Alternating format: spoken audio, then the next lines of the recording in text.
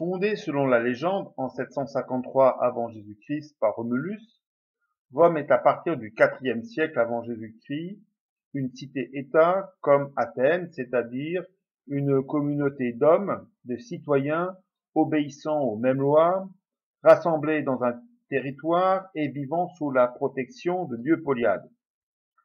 Par rapport à Athènes, dont le territoire se limitait à l'Attique, le territoire de Rome ne cesse de s'étendre. En effet, à partir du IIIe siècle avant Jésus-Christ, Rome mène une politique de conquête de l'Italie vers le bassin méditerranéen, puis au-delà. Ces conquêtes furent réalisées en 3 temps. En 202 avant Jésus-Christ, après la défaite d'Hannibal, Rome s'empare de l'ancien empire de Carthage, puis dans la foulée, des royaumes hellénistiques de Grèce et d'Asie mineure. En 52 avant Jésus-Christ, César achève la conquête de la Gaule et en 30 avant Jésus-Christ, Rome annexe l'Égypte après le suicide de Cléopâtre, la dernière souveraine grecque. Ainsi, dès la fin du 1er siècle avant Jésus-Christ, la Méditerranée est devenue un lac romain, la Mare Nostrum des Romains. Le citoyen romain est avant tout un homme libre de la cité de Rome, fier de l'être, parlant le latin et jouissant d'un certain nombre de droits et de privilèges. Il se distingue et doit se distinguer des autres qui composent la société de l'Empire romain. En premier lieu, les esclaves, dont l'existence et la possession lui rappellent son statut de privilégié. Puis des autres hommes libres de l'Empire, mais non citoyens, les pérégrins. Enfin des femmes qui, tout comme à Athènes, étaient exclues de la citoyenneté. Dans la vie civile, la citoyenneté romaine se manifeste par le port d'un habit qui lui est propre, la toge, et il s'identifie par 3 noms légaux, un prénom, un nom de famille et un surnom, ce qu'on appelle la tria nomina. Sous l'Empire, la citoyenneté peut être donnée ou obtenue de manière différente. D'abord, de manière individuelle, par hérédité. Les enfants nés d'un mariage romain et reconnus par leur père sont citoyens romains. Par l'affranchissement, un maître peut affranchir son esclave. Par le service militaire, tout homme ayant accompli son service dans l'armée romaine, 20 ans, devient citoyen romain. Par la gestion d'une cité dans les provinces romaines, dans ce cas de figure, l'exercice de la charge assure quasi automatiquement la citoyenneté à toute la famille.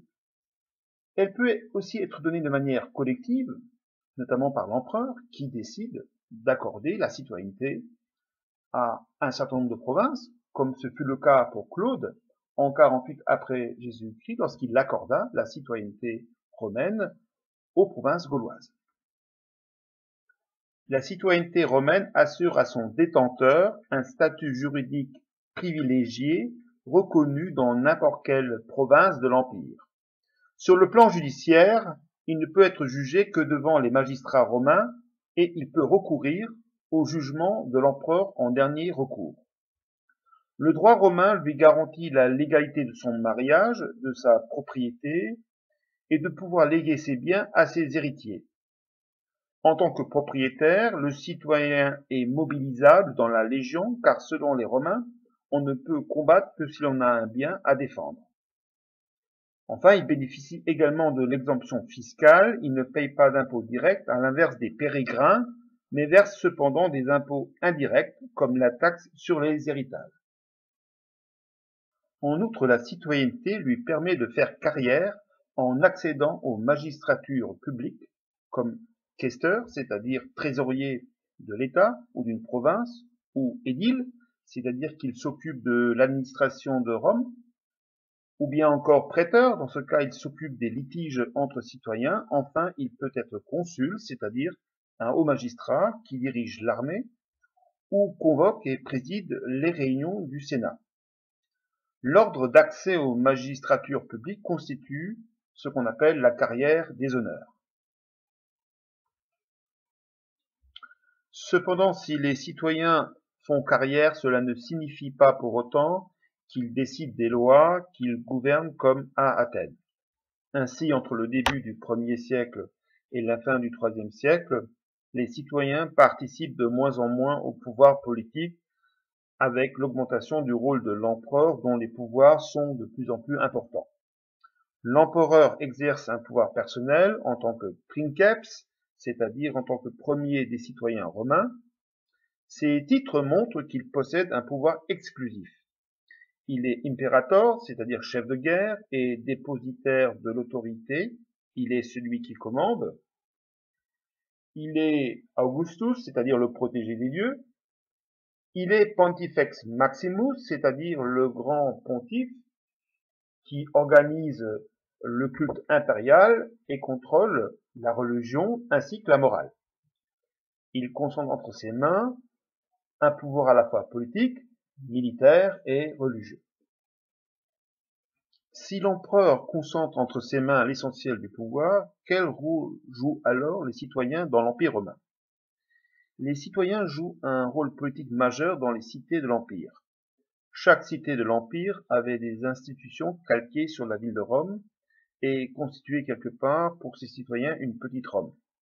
Il y avait l'Assemblée des citoyens qui élisait des magistrats désignés par Rome. Il y avait aussi un conseil ou curie chargé de tous les problèmes de la cité. Dans les cités, pour se faire remarquer, ils agissaient en romains, organisaient des jeux, finançaient des banquets, entretenaient à leurs frais fontaines et aqueducs, développaient le culte impérial.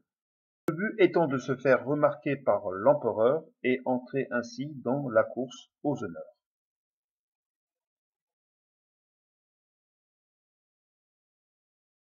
L'extension de la citoyenneté romaine à tout l'Empire s'est faite en plusieurs phases.